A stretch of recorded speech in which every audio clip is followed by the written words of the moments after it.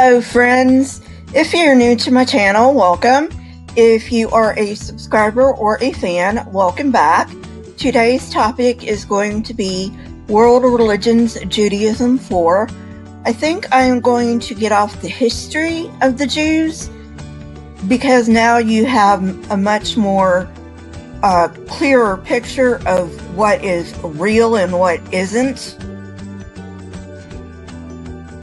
in their so-called history. And if I do need to go back to the history, I will go back to it, but I will not go back to it unless I need to explain something. So from here on out, it will be the theology of Judaism. So let's go. Please keep in mind that what I am going through now is not going to be confirmed historical fact unless otherwise specified. This is going into the theology of the Jews, and it is also going into some unconfirmed historical data. To understand Judaism, we must first understand that Jews believe they are the chosen people of God and heirs to a covenant with this God. All historical events, then, are understood in terms of this covenant. Ancient Israelites were a Semitic group that roamed the northern Arabian desert. Like most nomads, they lived in structured tribes governed by a chieftain. According to Nigosian, Abraham was one of these chiefs. According to tradition, Abraham and his people lived around the 2nd millennium BCE and traveled on the fringes of the Arabian desert, seeking pasture for their animals. Reportedly, Abraham's God promised him and his descendants a permanent settlement in Canaan. So Abraham and his tribe immigrated to Canaan, or modern Israel, the region between the Jordan River and the Mediterranean Sea.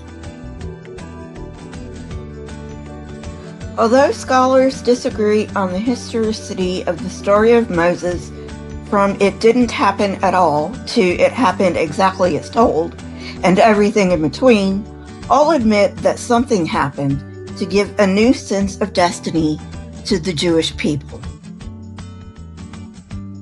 For those not familiar with the story, I will give a brief rundown of the Moses story. Abraham's grandson Jacob had 12 children, according to tradition, and one of those 12 children's name was Joseph. Joseph was sold into slavery in Egypt, and after a while became second in command only to the Pharaoh. After a couple of centuries in Egypt, there arose a Pharaoh that didn't know Joseph, and he was afraid that the Jews would start to outnumber his people. So he commanded that all of the baby boys of the Jews should be slain. One woman had a baby boy and didn't want him slain, so she put him in the River Nile.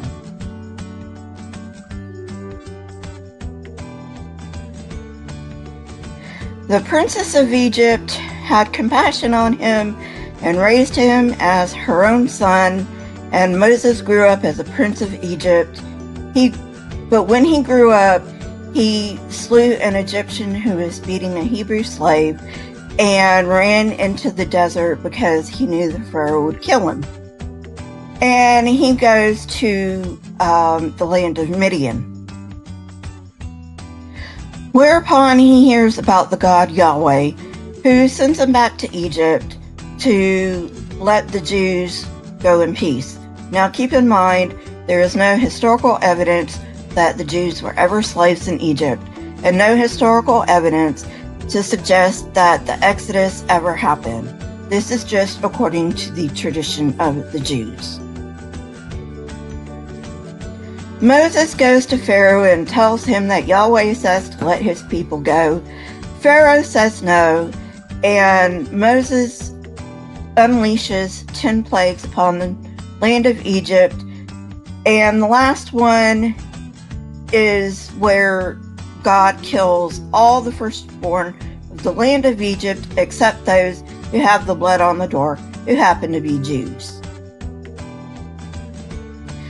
This is the Passover, and it is celebrated by the Jews to this day.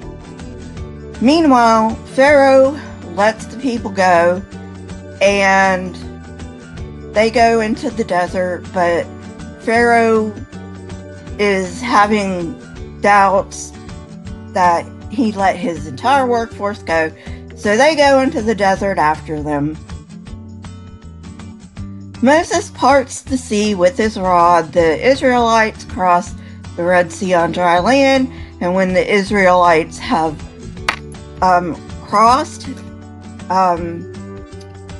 Moses raises his rod again, and the sea comes crashing down on Pharaoh and all of his army. There's actually more to the story, but I'm going to end it right there because the rest doesn't really have anything to do with what we are going to cover today.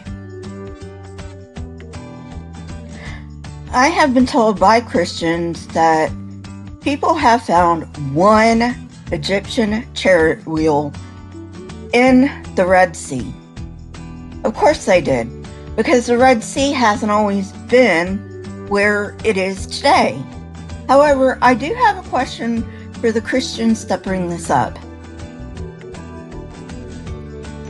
If God really did drown the Egyptian army in the Red Sea, why is there only one Egyptian chariot wheel in the Red Sea? There should be thousands of them. I think that's a good place to stop for today. I didn't expect the story of Moses to take up so long, but I wanted to make sure that everybody knew about the story of Moses, and I don't just want to assume that. So we will stop here for today. And remember, I used to be a Christian, so I know all of these stories.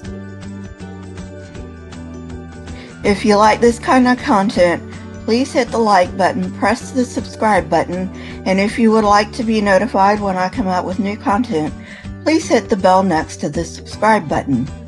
My material that I have used for this episode is in the description, along with my Twitter, Discord, PayPal, and email links. Remember, I am now taking requests. Please keep in mind I would like them to be on religion. Question everything and never be afraid. Here are a couple of videos from my library. If you have not watched them, go ahead and watch them and let me know what you think. Leave your comments in the comment section, and you can always DM me on Twitter. Goodbye for now, friends.